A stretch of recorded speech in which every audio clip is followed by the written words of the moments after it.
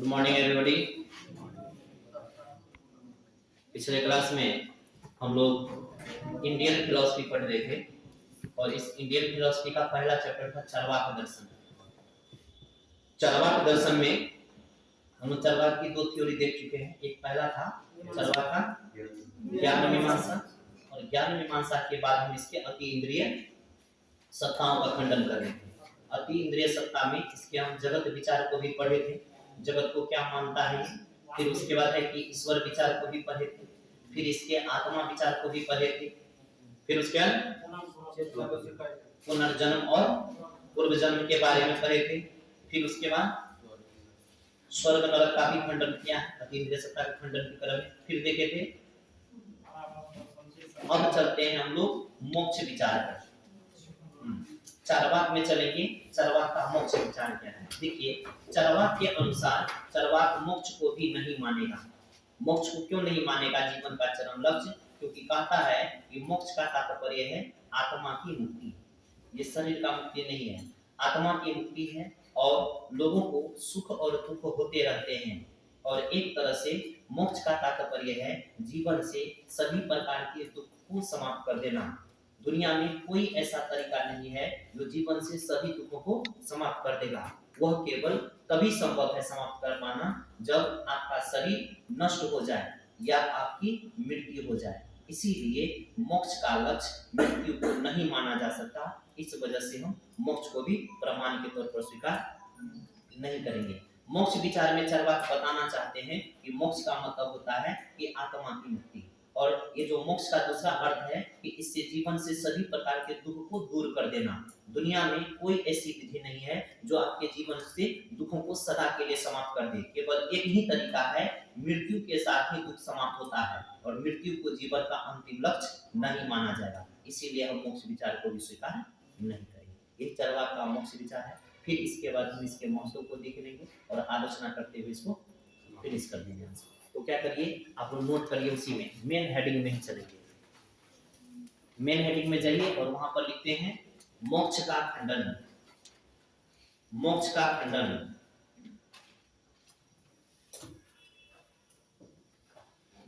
मोक्ष का खंडन लिखते हैं।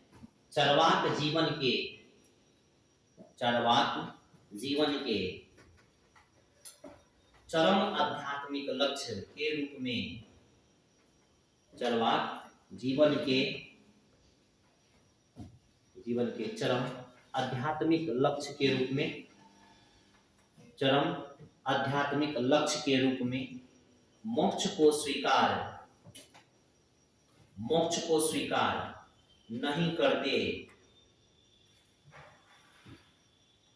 मोक्ष को स्वीकार नहीं करते। क्यों नहीं करेगा मोक्ष को स्वीकार? क्योंकि उसका प्रत्यक्ष नहीं कर पाएंगे, क्योंकि उसका प्रत्यक्ष नहीं किया जा सकता, क्योंकि उसका प्रत्यक्ष नहीं किया जा सकता, क्योंकि उसका प्रत्यक्ष नहीं किया जा सकता, प्रत्यक्ष नहीं किया जा सकता। कंटिन्यू। मोक्ष की अवधारणा आत्मा से जुड़ी है।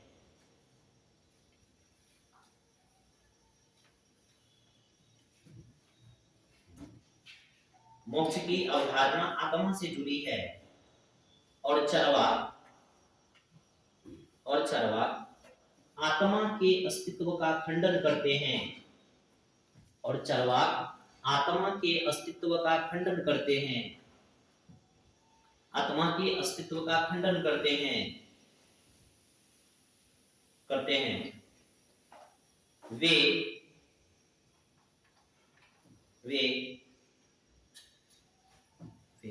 परिणाम स्वरूप मोक्ष की सत्ता का भी खंडन करता है। आत्मा को काटा इसीलिए मोक्ष भी काटा। आत्मा की सत्ता का, मोक्ष की सत्ता का भी खंडन करते हैं। पैराग्राफ बताइए। मोक्ष का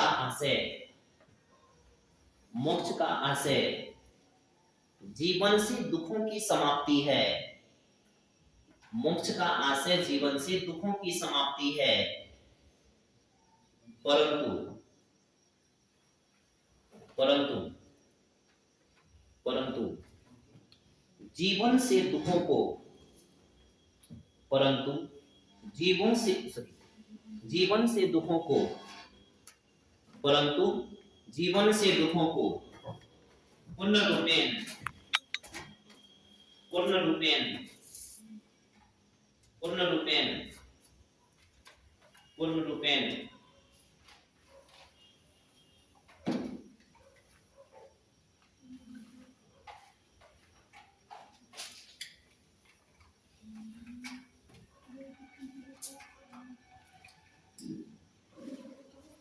पूर्ण रूपेण समाप्त नहीं किया जा सकता पूर्ण रूपेण समाप्त नहीं किया जा सकता समाप्त नहीं किया जा सकता कंटिन्यू जीवन से दुखों की पूर्ण समाप्ति केवल जीवन से दुखों की पूर्ण समाप्ति केवल जीवन से दुखों की पूर्ण समाप्ति केवल मृत्यु होने पर ही संभव है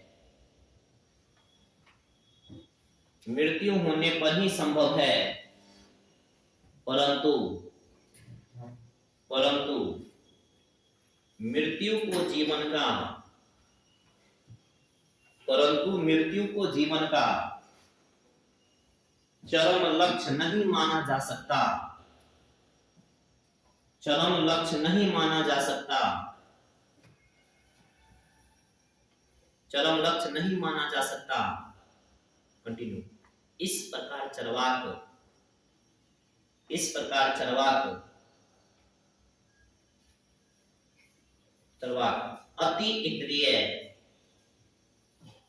अति इंद्रिय को अनुभाविक की प्रागनुभाविक बोले थे प्रागनुभाविक मतलब अनुभव नहीं कर सकते अति इंद्रिय या प्रागनुभाविक अति इंद्रिय या प्रागनुभाविक सत्ताओं का खंडन करते हैं सत्ताओं का खंडन करते हैं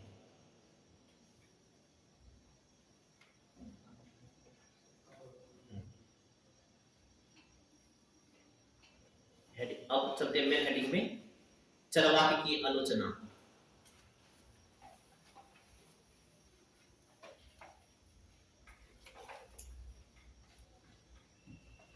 चरवाक का आलोचना देखिए आलोचना चरवाक का हम देखते हैं कि चरवाक किसको किसको काटा ईश्वर और आत्मा को काटा चरवाक किसको काट रहा है ईश्वर को भी काटा आत्मा को भी काटा मोक्ष आदि को भी काटा लेकिन जब चरवाक इसको काटता है तो कभी न कभी कोई जो बताता उसको तो सही मान लेता है इसको कोई आदमी आकर के कहा कि कहीं ना कहीं ईश्वर है कहीं ना कहीं आत्मा है और ये चरवाक उस पर विश्वास भी कर लेता है कि हाँ ईश्वर जो आत्मा आप कह रहे हैं ना वो ईश्वर और आत्मा सही नहीं है मतलब आप उस झूठ का भी अनुमान कर रहे हैं जो चीज नहीं है आप उस चीज को मतलब अनुमान करके ही मान लेते हैं उसको अनुमान करके और फिर आप उसको काट देते हैं इसीलिए चरवाक का यह जवाब तर्क संगत नहीं होगा और चूंकि ये चरवाक अनुमान करके ही जान पाते हैं कि कोई आदमी ईश्वर को भी जान रहा है आत्मा को भी जान रहा है ईश्वर के रूप को भी चरवाक अनुमान करके ही जान पाता है आत्मा के भी रूप को चरवाक अनुमान करके ही जान पाता है और तत्पश्चात वो बताता है कि जो आप ईश्वर और आत्मा बोल रहे हैं वो वास्तव में है नहीं इसीलिए वो उसको आप नहीं मान सकते तब चरवाक पर सवाल आता है वो आदमी जो बताने आया था ईश्वर और आत्मा आप उसको सही कैसे मानते हैं आप उसको अनुमान करके ही ना सही माने हैं और आप खुद कहते कि हम अनुमान को प्रमाण नहीं मानते इसीलिए चरवाक अपने ही प्रश्न क्या होता है उलझ जाता है ना तो इस तरह का ये पहला आलोचना होगा फिर इसका और आलोचना है तो पहला आलोचना लिखिए इसमें आलोचना नंबर 1 पहला पॉइंट करते आलोचना में हम लिखते हैं चरवाक द्वारा प्रत्यक्ष आधार पर चरवाक द्वारा प्रत्यक्ष के आधार पर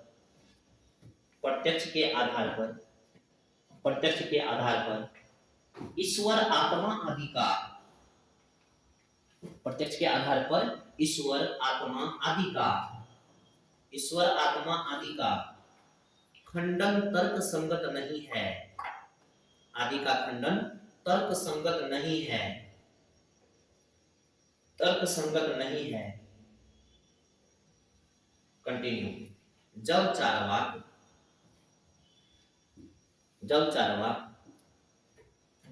ईश्वर आत्मा, जब चारवाक ईश्वर आत्मा आदि सत्ताओं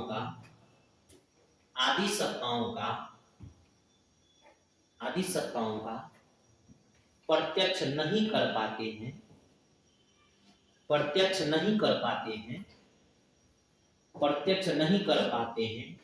तब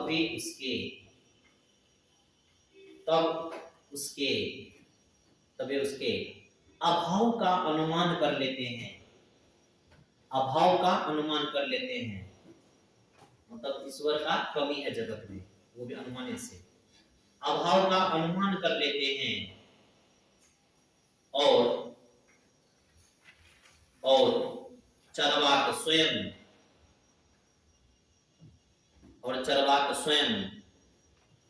अनुमान की प्रामाणिकता का खंडन करते हैं।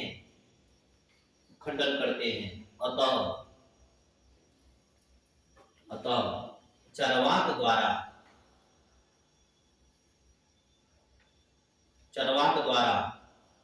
अति इंद्रिय सत्ताओं के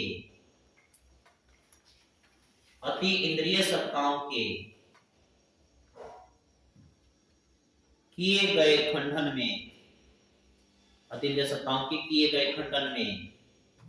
आत्मविरोधाभास है।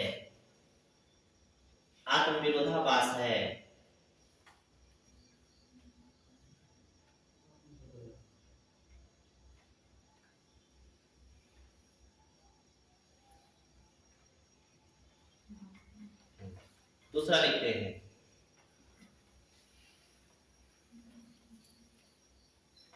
देखिए चरवाक क्या बताया था कि आत्मा जो चेतना है किसका आगंतुक गुण है? शरीर का। तो जब चेतना शरीर का आगंतुक गुण है, तो फिर शरीर का भी उसी तरह से क्या होना चाहिए? प्रत्यक्ष होना चाहिए। या जैसे हम शरीर का प्रत्यक्ष करते हैं वैसे ही हमें चेतना का भी प्रत्यक्ष होना चाहिए, लेकिन हम ऐसा नहीं कर पाते हैं। जिस तरह से हम शरीर को प्रत्यक्ष कर लेते हैं उसी तरह से हम चेतना को प्रत्यक्ष नहीं कर लेते, इसीलिए चेतनता को भी वो स्वीकार नहीं करेगा। मतलब खुद फंस जाते हैं। आप क्या कर रहे हैं कि आप कहते हैं कि जो चेतना होती है, आत्मा को भले नहीं माना लेकिन चेतना को माना, और कहता है कि जो चेतना होती है ना वह शरीर का आगंतुक गुण है। मतलब शरीर जैसे ही क्रिएट हुआ तो चेतना भी अपने आप क्रिएट हो जाती। तब सवाल आता है कि जब हम शरीर को प्रत्यक्ष रूप से देख लेते हैं तो चेतना को क्यों प्रत्यक्ष नहीं देख पाते हैं? जब हम इसको प्रत्यक्ष नहीं देख सकते तो हम चेतना को स्वीकार नहीं करेंगे, इसलिए चरवाक की आलोचना की जाती है। आप एक को स्वीकार करते हैं और एक को आप कोई प्रमाण नहीं दे रहे, इसलिए आप खुद ब खुद क्या हो गया? अपने ही तर्क में फंस गए। ये होगा। तो यहाँ पर इस लाइन को भी कोड करिए, आलोचना नंबर 2। यदि चेतना शरीर का गुण है, यदि चेतना शरीर का गुण है तो फिर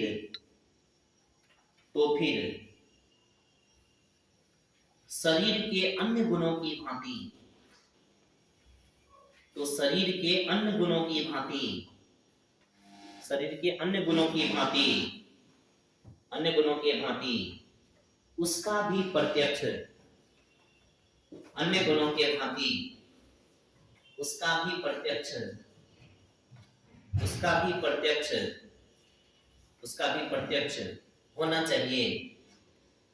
प्रत्यक्ष होना चाहिए, परंतु ऐसा नहीं होता। इससे सिद्ध होता है कि चेतना शरीर का गुण नहीं है, क्योंकि चेतना को प्रत्यक्ष नहीं कर पाए। चेतना शरीर का गुण नहीं है। अगली बार तीसरा लिखते हैं, ईश्वरवादियों का मानना है, तीसरा पॉइंट लिखिए, तीसरा आलोचना, ईश्वरवादियों का मानना है कि जड़ तत्व सृष्टि का उपादान कारण है। उपादान मीन्स जैसे घड़ा मिट्टी में क्या लेना है, मिट्टी लिए हैं, उपादान है, सामग्री है, वो उपादान मीन्स सामग्री। क्या लिखे, ईश्वरवादियों का मानना है कि जड़ तत्व मानना है जड़ तत्व सृष्टि का उपादान कारण है, उपादान कारण है, तो हो सकता है,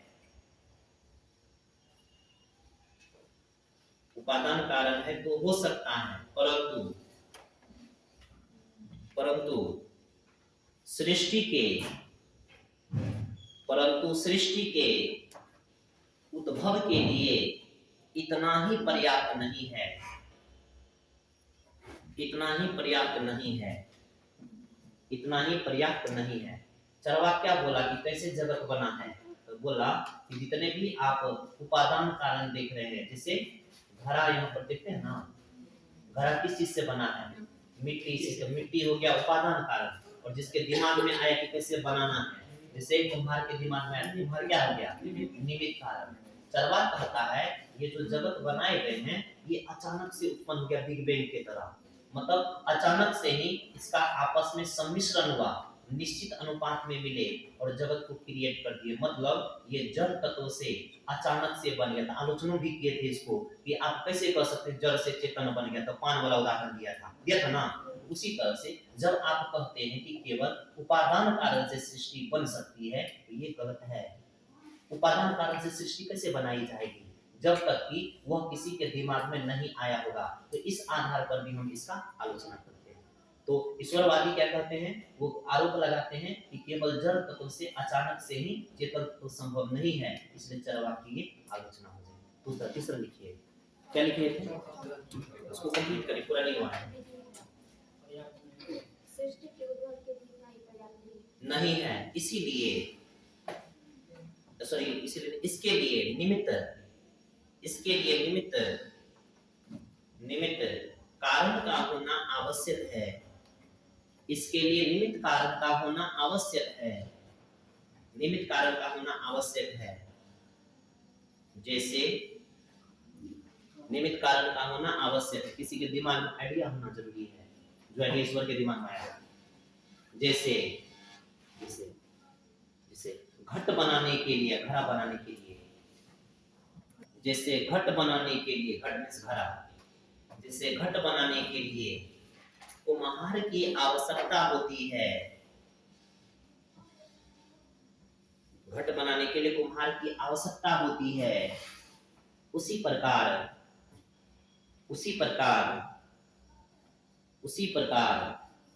सृष्टि के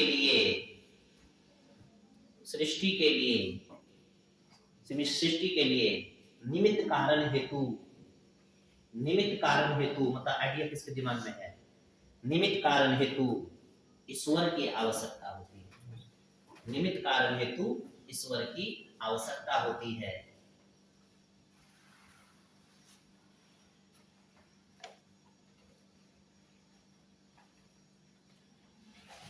अगला लिखिए, चौथा, शरीर चैतन्य की उत्पत्ति का कारण नहीं हो सकता, शरीर चेतन की उत्पत्ति का कारण नहीं हो सकता, शरीर चेतन की उत्पत्ति का कारण नहीं हो सकता, नहीं हो सकता। चेतन की अभिव्यक्ति का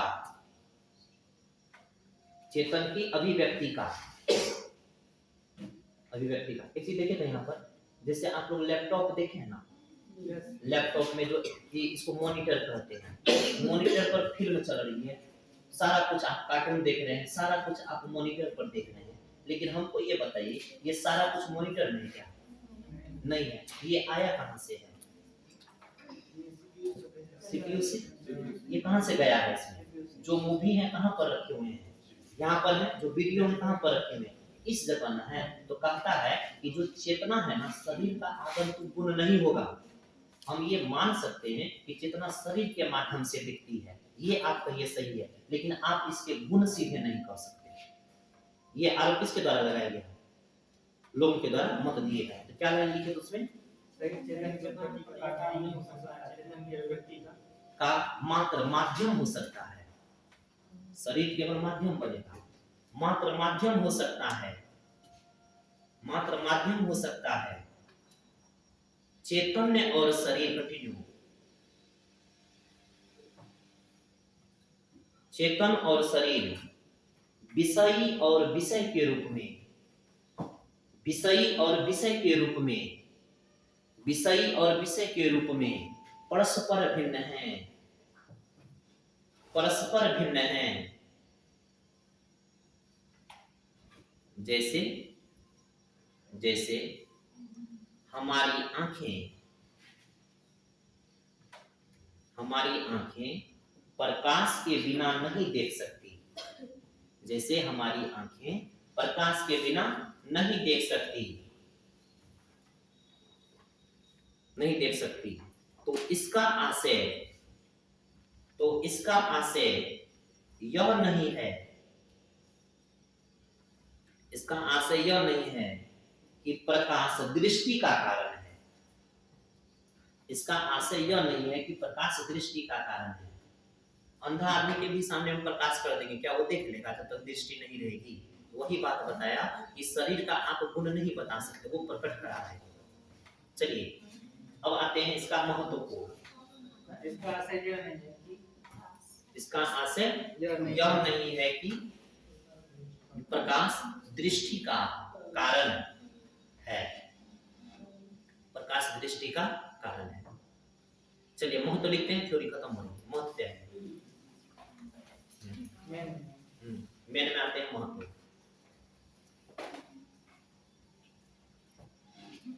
यद्यपि चरवाक के, लिखिए, यद्यपि चरवाक के तत्व मीमांसा में, तत्व मीमांसा मतलब आकाश, कौन कौन है?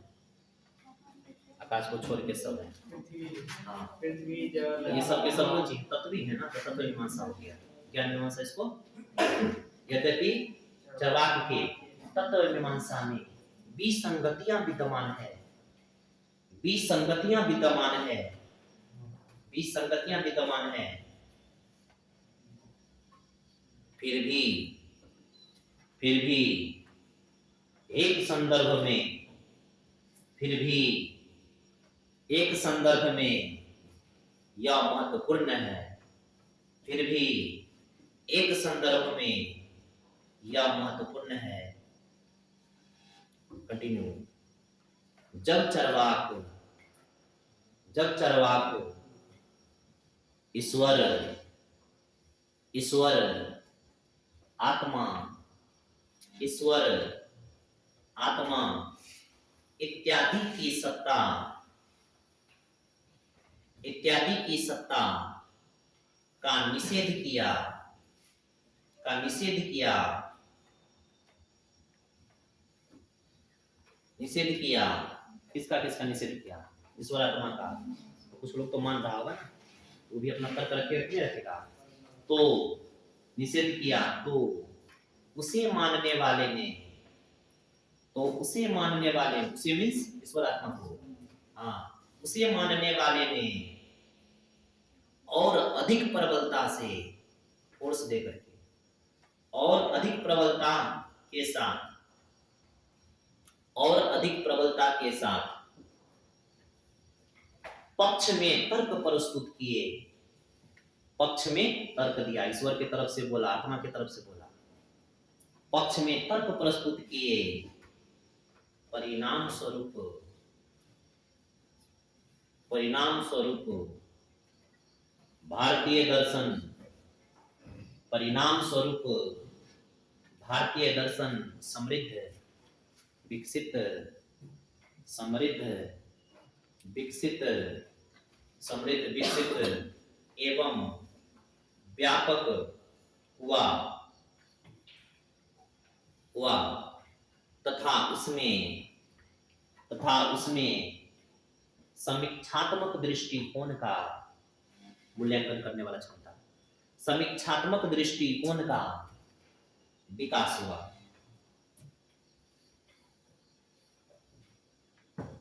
समीक्षात्मक दृष्टिकोण का विकास हुआ। एक चीज हमको बताइए, आप मेरे बात पर आंख मूंद करके केवल पढ़ते जाएंगे तो मेरे में जो गलती होगा पता चलेगा? जब आक्षेप पर आक्षेप मेरे ऊपर लगाते जाएंगे तो हम क्या करना होगा? सजग हो क्या ना होगा, तैयार हो क्या ना होगा, तो कोई मिस्टेक हमसे न हो। परिणाम क्या निकलेगा कि रूढ़िवादी चीज से हम क्या हो जाएंगे? बच जाएंगे। तो यही फायदा हुआ। अगर चरवाक नहीं रहता ना तो जितने भी दर्शन भारतीय थे वो रूढ़िवादिता से ग्रसित थे। भले सही था लेकिन लॉजिक सही नहीं प्रस्तुत कर पाया।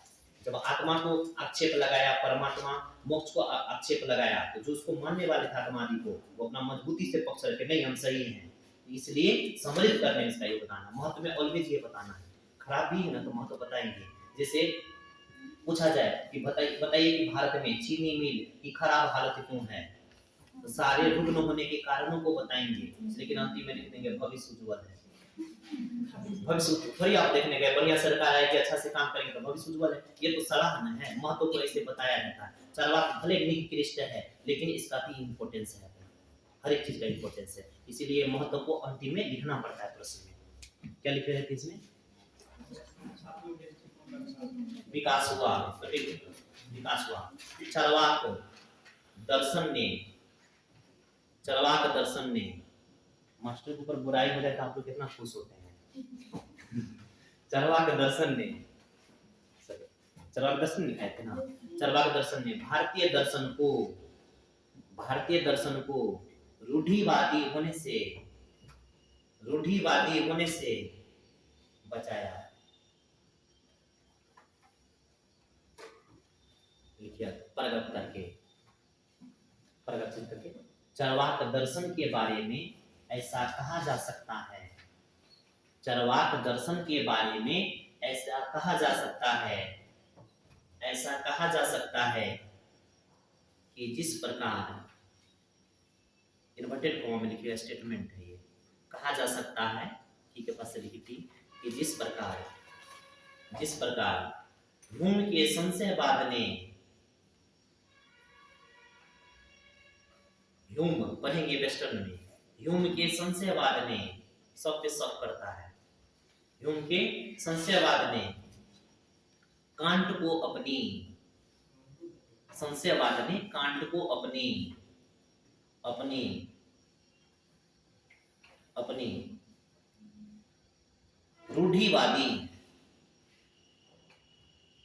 रूढ़िवादी इसको सिद्धांतवादी कहते हैं। रूढ़िवादी निद्रा, डिगमेटिक स्लंबर कहते हैं अंग्रेजी में। रूढ़िवादी निद्रा से बचाया। उसी प्रकार चरवाक दर्शन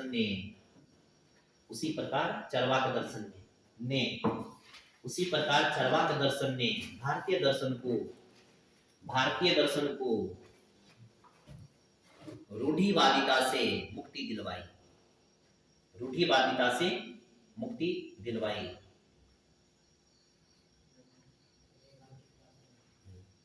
एक लाइन यहीं पर अलग से नोट करके लिखिए, मेन हेडिंग में नोट करके लिखिए। चरवाक द्वारा तत्व मीमांसा के क्षेत्र में स्थापित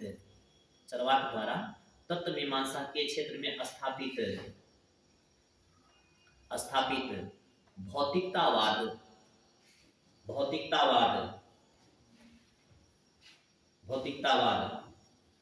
जीवन में सुखवाद एवं भोगवाद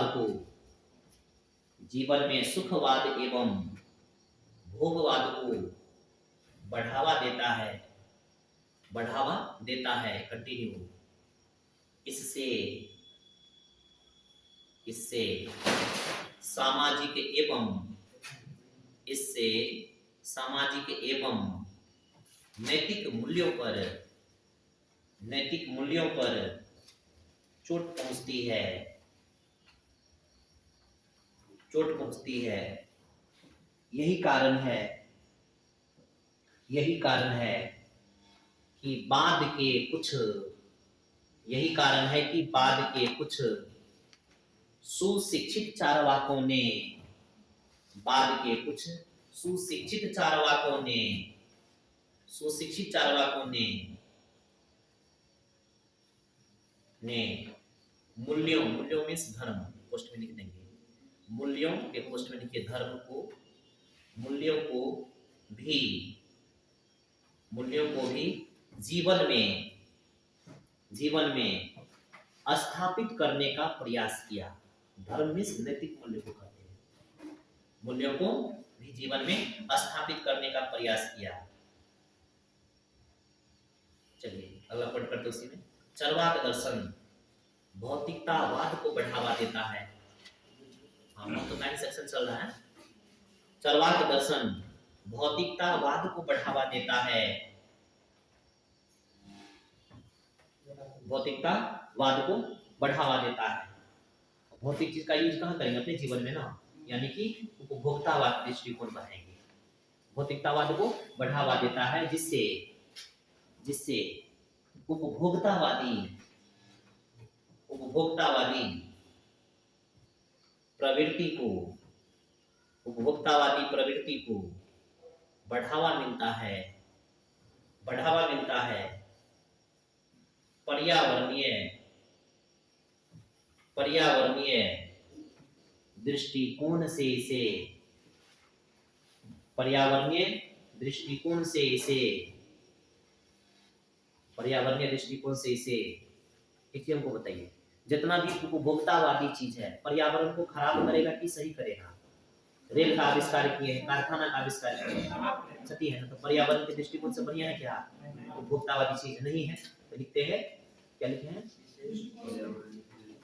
दृष्टिकोण से अनुकूल नहीं माना जाएगा या उपयुक्त नहीं माना जाएगा।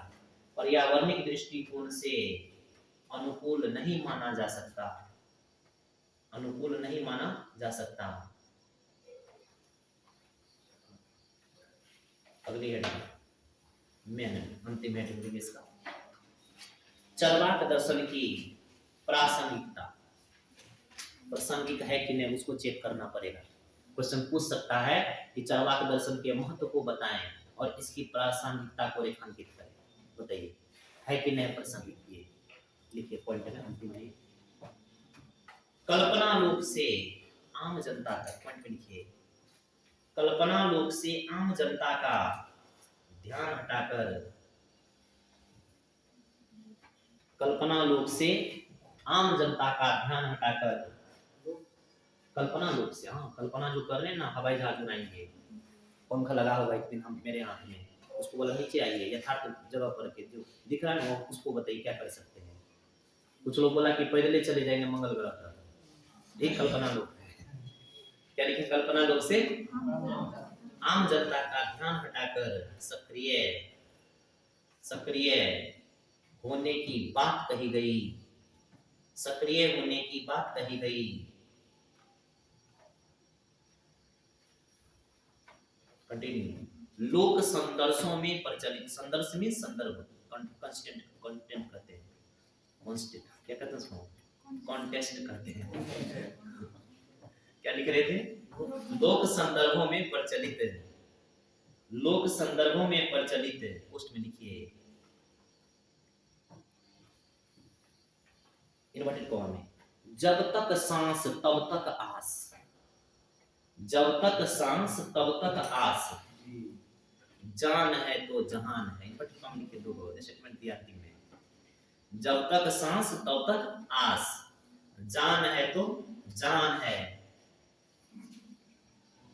इत्यादि वाक्य भी, इत्यादि वाक्य भी इस संदर्भ में, इत्यादि वाक्य भी इस संदर्भ में चरवाक दर्शन का, चरवाक दर्शन का समर्थन करता है, चरवाक दर्शन का समर्थन करता है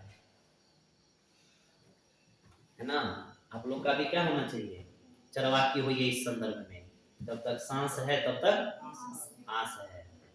अंतिम अटेम्प्ट भी उसी कॉन्फिडेंस से लेंगे, भले हो या ना हो।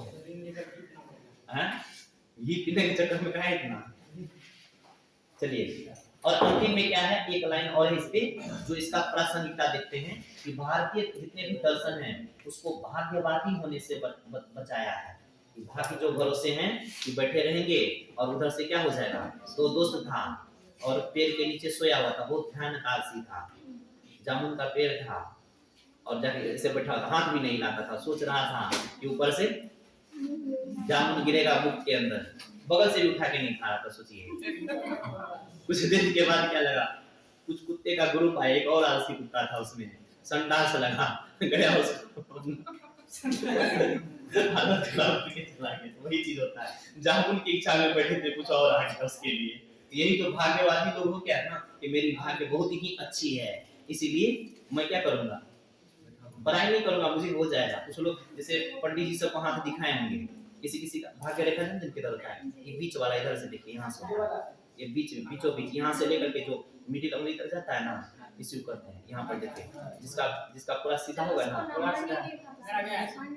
चलिए, तो यहाँ पर जो होती है ना, जो बीच वाला देखते हैं, यहाँ से इसी को भाग्य रेखा करते हैं, इसी को शनि करते हैं। मेरे हाथ में काफी धन है, आपको कैसे दिख रहा है लंबा लेकिन कभी भरोसे नहीं है हमको इस पर। ये होता है, इसको भाग्य रेखा करते हैं, इसको शनि भी बोलते हैं। जो लोग अब बाहर चला जाता है ना, हीरो हस्त विज्ञान में देखिए, पढ़िए, हम भी पढ़े थे थोड़ा बहुत, सबका इच्छा होता है, मेरी भी इच्छा हुई होगी उस समय में, जिस समय में आप लोग भी इच्छा व्यक्त कर रहे होंगे। हाँ, तो हम भी जाके पढ़े थे, उसमें यहाँ से ऊपर चला जाते हैं, इसके भरोसे थोड़ी कुछ होने वाला है। कभी देखे हैं कि हम भगवान भरोसे बैठे हैं? नहीं, और हमेशा जब तक सांस है अकेले भी आस है। इनका सांस आगे तक जा रहा है, किनका? इसका नहीं जा रहा, किसका? पैसा उधार कर लीजिए 2 साल के लिए। एक अंतिम लाइन बोलिए, चरवाक दर्शन, चरवाक दर्शन भाग्यवादी और पलायनवादी, चरवाक दर्शन भाग्यवादी और पलायनवादी होने से बचाता है। ये हाथ का भी जवाब है इसमें, ऐसा नहीं कि यहीं तक रहेगा, अभी तो शुरुआत है दर्शन का। पलायनवादी होने से बचाया है कि कहीं पर काम भारी लगा ना, जो पलायन कर जाते, बीपीएससी भारी लगी, वो काम को छोड़ के चले गए ग्रुप डी में, ग्रुप डी भारी लगा, फिर चले गए ठेला चलाने, ठेला के लिए तो वो भारी लगा, तो फिर चले गए भीख मांगने के लिए, भीख मांगने टाइम में 2-4 गाली दिया, उसको भी छोड़ दिया, बोला कि अब क्या करें, सोचता है सुसाइड करने, सुसाइड भी भारी लगा, वो टेंशन में बैठ के रो रहा था, ज्यादा देर तक रोया, उसको भी भारी लगा, आंख में दर्द करने, रोना भी छोड़ दिया, उसको पलायनवादी करते हैं। कहाँ शांति है उसको, ऐसे लोग ऐसे पलायन करते रहते। वही कहा कि रूढ़िवादी मत बनिए, भाग्यवादी मत बनिए, पलायनवादी मत बनिए। चलिए, इसी के साथ क्या होता है, चरवाक दर्शन का अति इंद्रिय सत्ता तक मीमांसा आदि खत्म हो जाता है। ये पहले ही काफी पढ़ते हैं, पहले यात्री का साथ ऐसे भी मेरे आंख के अनुकूल है, छोटा छोटा लेकर है ना, दिक्कत होती है। कहाँ तक पढ़े थे हम? चलिए, आज शुरू से अंतिम जाते हैं, मैंने पढ़ देंगे ना, इतना देर हो जाएगा, खाली खांसी को बीच में नहीं हो तो फिर ठीक हो जाता है। जैसे पढ़ते हैं ना, खांसी होने लगता है। देखिए, अति इंद्रिय सत्ता का खंडन, अति प्लस इंद्रिय, अति मीन्स परे, इंद्रिय मीन्स ज्ञान इंद्रिय, या इंद्रियातीत, या देश कालातीत, या अनुभवातीत। अनुभव नहीं कर सकते, इसलिए अनुभवातीत है, ये अनुभव में आएगा ही नहीं, उसी को अति इंद्रिय सत्ता कहते हैं। देखिए, भूमिका क्या है, चरवाक दर्शन का प्रारंभ उसके ज्ञान मीमांसा सिद्धांत से होता है। तत्पश्चात ज्ञान मीमांसा के अनुरूप ही चरवाक अपने तत्व मीमांसा की स्थापना करते हैं। ज्ञान मीमांसा में प्रत्यक्ष ही एकमात्र प्रमाण है, इसका परिणाम ईश्वर, मोक्ष, स्वर्ग, नरक, पुनर्जन्म, निश्चयात्मक आदि का खंडन करना पड़ता है। तो वहीं भौतिक तत्व या जड़ तत्व के रूप में पृथ्वी, अग्नि, जल, वायु जैसे तत्व को स्वीकार करते हैं। फिर पैराग्राफ चेंज करेंगे, इसी कारण से कई तत्वों को स्वीकार करने के कारण इसे अनेक तत्ववादी, बहुतत्ववादी, भौतिकतावादी, जड़वादी दर्शन कहते हैं। पैराग्राफ उतारेंगे और वहां पूछेगा चरवाक दर्शन का जगत विचार। तो जगत विचार में है कि सत्य और वास्तविक है, क्योंकि इसका प्रत्यक्ष होता है। और उत्पत्ति 4 प्रकार के जड़ तत्वों से होती है। आकाश को स्वीकार नहीं किए जा सकते क्योंकि इसका प्रत्यक्ष न होकर के केवल अनुमान होता है और अनुमान प्रमाण नहीं है। जगत स्वभाववादी या जगत जड़ तत्वों में ही निहित स्वभाव से उत्पन्न होता है। जगत जड़ तत्वों के आकस्मिक संयोग से निर्मित होता है, अतः जगत का कोई प्रयोजन नहीं है। अब आते हैं अति इंद्रिय सत्ताओं को अस्वीकार कैसे किए हैं। तो पैराग्राफ चेंज करके प्रत्यक्षवादी तत्व मीमांसा को स्वीकार करने के कारण चरवाक अति इंद्रिय या अनुभवातीत या देश कालातीत जैसे ईश्वर, आत्मा, स्वर्ग, नरक इत्यादि का खंडन करते हैं। अब है कि कैसे खंडन करेगा, तो आत्मा का खंडन पैराग्राफ करके, जैसे आत्मा शरीर से पृथक नित्य शाश्वत और अमर आत्मा का अस्तित्व नहीं है क्योंकि इसका प्रत्यक्ष नहीं किया जा सकता। वहीं चेतना को स्वीकार किया गया है। अन्य भारतीय दर्शन चेतना और आत्मा को स्वीकार करते हैं, जैसे न्याय वैशेषिक और पीपुर प्रभाकर ने चेतना को आत्मा का आगंतुक गुण माना है, तो वहीं जैन और रामानुज ने चेतना जीव का अनिवार्य गुण है। शांत और शंकर आत्मा को चेतन स्वरूप मानते हैं। उसी प्रकार शरीर से शरीर का आगंतुक गुण चेतना माना गया है। उसी प्रकार चरवाक के मत के अनुसार शरीर का आगंतुक गुण चेतना है। अब आते हैं कि जड़ तत्वों में चेतना कब होती है। पैराग्राफ लिखेगा, फिर लिखेंगे जड़ तत्वों को एक विशिष्ट अनुपात में आकस्मिक संयोग से मिलाने पर चेतना की उत्पत्ति हो जाती है। तब स्वभावतः प्रश्न उत्पन्न होता है कि जड़ तत्वों से चेतना कैसे उत्पन्न। इसके समाधान के लिए चरवाक दृष्टांतों के माध्यम से समझाते हैं, जैसे उदाहरण पान से पान का लाल रंग का होना और वहीं मदिरा से मादकता का आना। स्पष्ट है कि शरीर से पृथक और स्वतंत्र आत्मा का कोई अस्तित्व नहीं है। चेतना से विशिष्ट शरीर ही आत्मा है। यही सिद्धांत देहात्मवाद कहलाता है। देहात्मवाद का तात्पर्य है कि देह को ही आत्मा के रूप में स्वीकार करने वाला सिद्धांत, जैसे आत्मा शरीर से अभिन्न है, अलग नहीं। ईश्वर का खंडन या ईश्वर विचार क्या है चरवाक का। चरवाक ईश्वर के अस्तित्व का खंडन करते हैं क्योंकि ईश्वर एक अति इंद्रिय और प्रागनुभाविक है। इसका प्रत्यक्ष नहीं किया जा सकता। ईश्वर के सत्ता की सिद्धि अनुमान से भी नहीं की जा सकती क्योंकि अनुमान स्वयं एक प्रमाण नहीं है। शब्द प्रमाण से भी ईश्वर के सत्ता की सिद्धि नहीं की जा सकती क्योंकि विश्वसनीय व्यक्ति की पहचान अनुमान पर ही आधारित है और अनुमान सही ज्ञान की प्राप्ति का स्रोत नहीं। वैदिक कथनों के आधार पर भी ईश्वर की सिद्धि करने पर चक्रक दोष की उत्पत्ति होती है। यहाँ ईश्वर के अस्तित्व की सिद्धि वैदिक कथनों के आधार पर और वैदिक कथनों की प्रमाणिकता की सिद्धि ईश्वर के आधार पर की गई है। इससे चक्रक दोष की उत्पत्ति होती है। ईश्वर को जगत का निमित्त कारण भी नहीं माना जा सकता, जैसा कि न्याय वैशेषिक इत्यादि दर्शनों में माना गया है, क्योंकि जगत जड़ तत्वों के आकस्मिक संयोग का परिणाम है। इसकी उत्पत्ति जड़ तत्वों में निहित स्वभाव या स्वभाववाद से होता है। ईश्वर को जगत का प्रयोजन करता भी नहीं माना जा सकता क्योंकि जगत जड़ तत्वों के आकस्मिक संयोग का परिणाम है। पुनः चरवाक स्वर्ग नरक का भी खंडन करते हैं। चरवाक स्वर्ग नरक की सत्ता का खंडन करने के क्योंकि अति इंद्रिय सत्ताएं हैं और इस कारण इसका प्रत्यक्ष नहीं किया जा सकता। चरवाक के अनुसार जो इस संसार में सुख है वही स्वर्ग है और जो इस संसार में दुख है वही नरक है। इस प्रकार यहाँ स्वर्ग और नरक की अलौकिक सत्ता का खंडन कर उसके मूल भाव को इस जगत से संबंधित किया गया है। इसीलिए कहा गया है कि सुखमेव स्वर्गम दुखमेव नरकम। अब है कि पुनर्जन्म और पूर्व जन्म का खंडन भी चरवाक करते हैं। पूर्व जन्म का आशय है पुनः जन्म ग्रहण करना। चरवाक इसका खंडन करते हैं क्योंकि उसका प्रत्यक्ष नहीं होता। यदि आत्मा का पूर्व जन्म होता तो फिर उसे पूर्व जन्म का ज्ञान होता, किंतु ऐसा नहीं होता है। फिर पुनर्जन्म का भी खंडन चरवाक के द्वारा किया जाता है। पुनर्जन्म का आशय यहाँ प्रारब्ध, संचित और संचयमान कर्म पर आधारित होना है। चरवाक इसका खंडन करते हैं और उसके अनुसार पूर्व जन्म का कर्म फल संचित नहीं होता। भस्मीभूतस्य देहस्य पुनरागमनः कुतः।